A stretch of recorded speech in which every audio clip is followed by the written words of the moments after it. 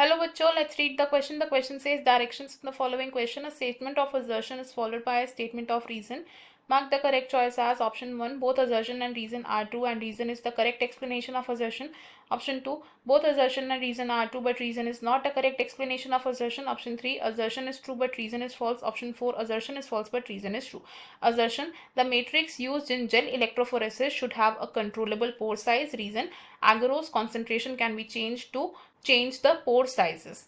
Assertion statement में कहा गया कि जेल इलेक्ट्रोफोरेसिस में जो मैट्रिक्स यूज करते हैं उसका पोर साइज कंट्रोलेबल होना चाहिए एंड इसका रीजन क्या बताया गया है कि जो एगरोस की कॉन्सेंट्रेशन है हम उसे चेंज करके पोर साइजेस को भी चेंज कर सकते हैं. तो इस क्वेश्चन में हमारा की कॉन्सेप्ट होगा जेल इलेक्ट्रोफोरेसिस.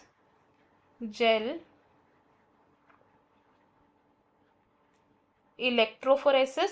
तो जेल इलेक्ट्रोफोरेसिस क्या है? ये एक ऐसी टेक्निक है जिसमें हम क्या कर सकते हैं, डीएनए फ्रेगमेंट्स को सेपरेट करके इनको विजुअलाइज कर सकते हैं. वी कैन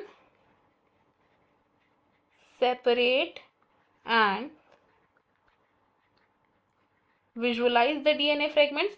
और ये हम कैसे अचीव करते हैं? तो सबसे पहले हम क्या करते हैं,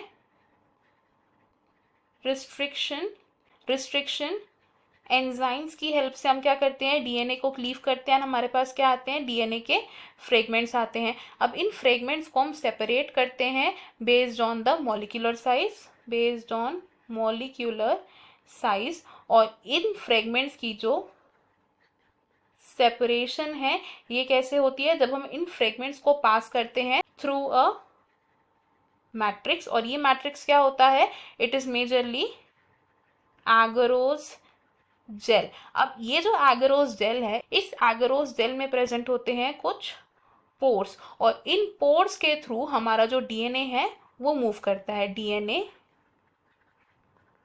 फ्रेगमेंट्स कैसे करते हैं, they move through the pores. ये मूवमेंट किस वजह से पॉसिबल हो पा रही है, बिकॉज हम क्या करते हैं, इस एगरोस जेल पर एक इलेक्ट्रिक फील्ड लगाते हैं जिससे कि जो नेगेटिवली चार्ज डीएनए फ्रेगमेंट्स है वो मूव करते हैं टू द एनोड. अब अगर बात करें डीएनए फ्रेगमेंट्स की मूवमेंट की, तो अगर स्मॉल फ्रेगमेंट्स हैं, ये जो स्मॉल फ्रेगमेंट्स हैं ये फार अवे तक मूव कर सकते हैं ऑन द जेल, लेकिन जो हमारे लार्जर फ्रेगमेंट्स हैं ये ज़्यादा फार मूव नहीं कर पाते, नॉट सो फार. अब ऐसा क्यों, बिकॉज ये डिपेंड कर रहा है हमारे एगरोस जेल के पोर साइज पर. And range of pore size of the agarose gel in the gel electrophoresis क्या है, it is about 50 to 200 nanometre. अब इस पोर साइज को हम चेंज भी कर सकते हैं और ये चेंज किसकी वजह से पॉसिबल हो पाता है, अगर हम एगरोस की कॉन्सेंट्रेशन को चेंज कर दे तो इसकी वजह से हमारा जो पोर साइज है वो भी चेंज हो सकता है. It can be change by changing the concentration of